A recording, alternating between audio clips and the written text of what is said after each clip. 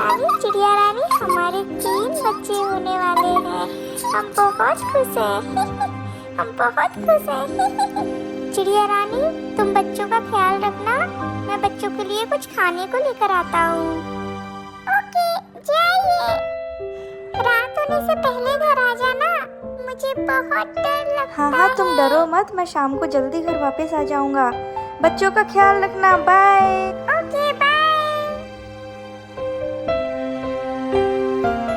मेरे प्यारे प्यारे अंडे, मेरे छोटे छोटे बच्चे।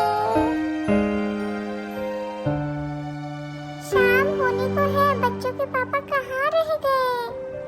मुझे दिख क्यों नहीं रहे? कहाँ रह गए? जल्दी आ जाओ बच्चों के पापा।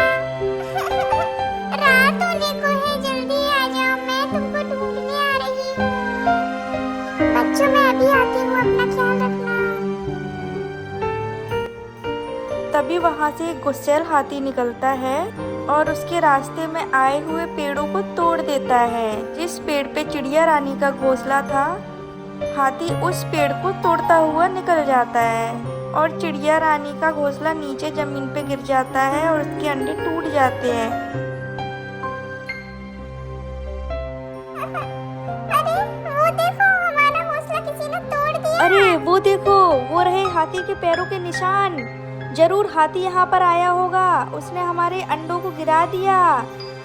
चिड़िया रानी जल्दी चलो, हम कठफोड़वा से मदद लेते हैं। वो हमारी मदद जरूर करेंगे। कठफोड़वा भाई, कठफोड़वा भाई। हमें आपकी मदद चाहिए। बोलिए चिड़िया रानी।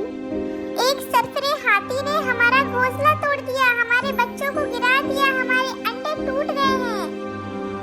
क्या आपके अंडे टूट गए हैं? ये मैं क्या सुन रहा हूँ? चलो चलते हैं, हाथी को ढूंढते हैं। हाँ, चलो चलो चलो, चलते हैं, हाथी को ढूंढते हैं। सही दिशा में चल रहे हैं, चलते चलो चलते चलो। हाँ हाँ, चलो चलो चलो। हाथी मियाँ रुकिए, हमें आपसे कुछ बात करनी है। क्या चिड़ियों, मुझे तुमसे कोई बात नहीं करनी। अगर मेरे रास्ते आओगे तो मैं तुमको भी मार दूंगा। ये हाथी तो बहुत घमंडी है, इसको सबक सिखाना पड़ेगा। हाँ हाँ, तुम सही कहते हो, इसको सबक सिखाना पड़ेगा। हाँ हाँ, चलो सबक सिखाते हैं। इसके बाद कठफोड़वा भाई और चिड़ा चिड़ी ने मधुमक्खी से मदद मांगी। मधुमक्खियों के पूरे छते ने आकर के हाथी के ऊपर हमला बोल दिया और हाथी को भगा दिया। अरे अरे चिड़िया रानी, मुझे माफ कर दो।